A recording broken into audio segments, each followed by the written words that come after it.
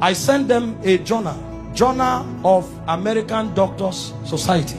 They did an investigation on the physical death of Jesus, and the conclusions they came out with. These are not Christians, these are scholars. They decided to study the physical death of Jesus. What they came up with, I only came with the pictures to show you, to give you an idea.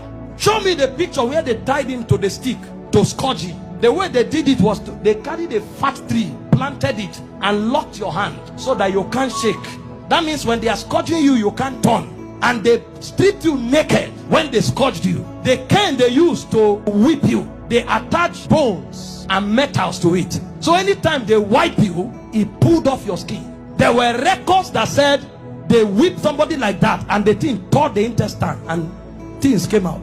Somebody else was scourged like that. The whole back was peeled off. They saw bones. That's how the thing enters. They whip you and tear your skin. So every time they wipe you, if they pull it, your skin comes out. So that when they finish beating you, because of the volume of fluid you will lose, you will die of taste. If you don't die of heart failure. This is scourging. And the Romans don't flog 39. It's the Jews that flog 39. The Romans flog until they are tired. So the people beating you, they will beat you until they faint. When they finish scourging you like this, if life remains in you, then mercy spoke for you. After they scourged him, they now took him trekking with the cross for close to 1 kilometer to Golgotha. He lost so much weight that short journey he fell 3 times. He couldn't walk, and nobody would give him anything to drink. Historian said when his face was wiped, blood stains crested the mark of his face on the handkerchief. Everywhere was bleeding. Can I show you the scripture that described this punishment? Isaiah 52 verse 14. When they finished beating Jesus, that alone would have been enough. See the way Isaiah 52 verse 14 described him after he was scourged. It said, just as many were appalled. You know the word appalled? The highest level irritation. When you saw him, you are like, what is this? You couldn't describe it. It said many were appalled at the sight of him. For so mad, you know the word mad? Disfigured. So disfigured was his appearance, like an object of horror. When he came out of the scourging, if you saw him, you thought he was an object of horror. And he said he no longer looked like a man. They literally disfigured him, and they didn't stop there. They now gave him the cross, carried it, and went to Golgotha. Then they began crucifixion. In crucifixion, they nail you at your wrist, because the idea was for you to hang there until you suffocate. You know, the word excruciating didn't exist until the Romans started crucifying people, because the word excruciating comes from the word cruciating, and the word cruciate comes from crucifix. So it's excruciating is actually a pain you feel when you are crucified, because there's no pain in that class. When a man is crucified, his whole weight hangs on his wrist, and the only support he has are the nails on his toes. And when they crucify you, you saw a picture of Mel Gibson where you were straight. You can't be straight when they crucify you, because your back, there's no space to stand straight. You have to turn sideways to hang, because this is how you hang. Your weight actually hangs on your wrist. If you are tired and you want to gain small balance, you now push it on your toe that is on the nail. That's why when they wanted to kill the criminals, they broke their legs. And the reason is because when you are hanging, your stomach is bent so that your diaphragm can't breathe. Air can't enter. So Jesus was there for 6 hours. You know what that means? For 6 hours, every time he breathed, he had to pull himself up. So he pulled himself on a nail up to breathe for 6 hours. He will pull up, breathe, go back, pull up for 6 hours. Remember, his back is already torn. So as he's pulling up, he's feeling pains on the wrist, his back is scrubbing on the cross, and his leg is feeling pain. To breathe and go back. Every breath was death for you for 6 hours. And they were mocking him at the same time. So there was soulish torture, there was physical torture. As if that's not enough, he carried sin on him. So God was not connected to him at the time. God had to turn away. So there was spiritual torture, soulish torture, bodily torture. So much so that he cried, Eloi, Eloi, lama sabachthani, my God, why hast thou forsaken me?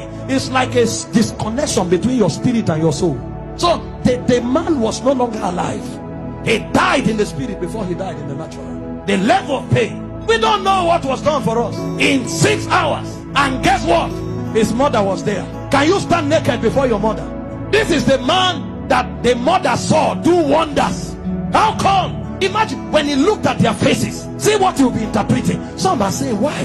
How come? Why can't you do anything today? Then the Jewish people were mocking.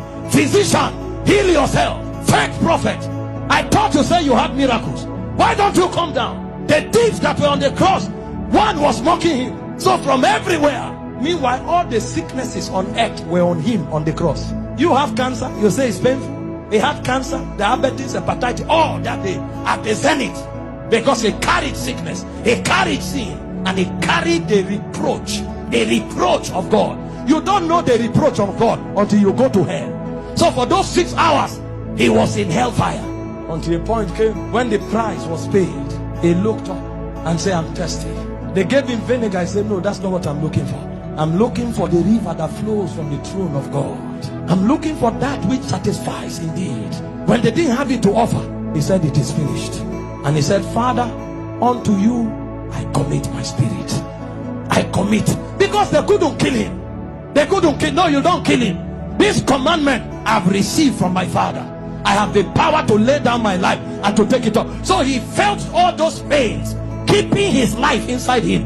He had the choice to give up the ghost early. But if he gave up the ghost before the scourging, the sacrifice won't be complete. That's where it is more painful.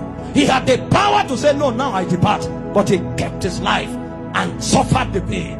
From the scourging, to the shame, to the reproach, to the embarrassment, to the flogging, to the crucifixion, until he checked and saw that the sacrifice was complete.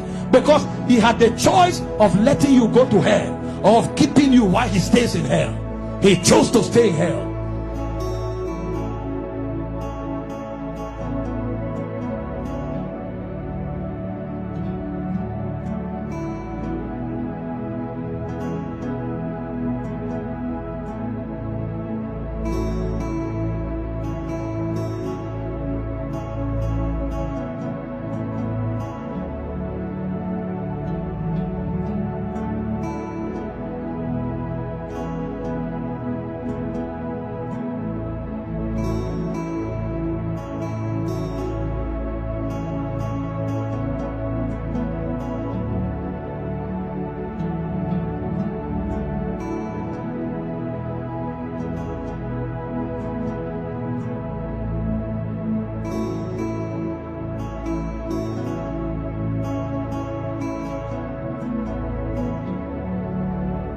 We hope you enjoyed this video. Like, comment and share. Please subscribe to this channel and click the notification bell. God bless you.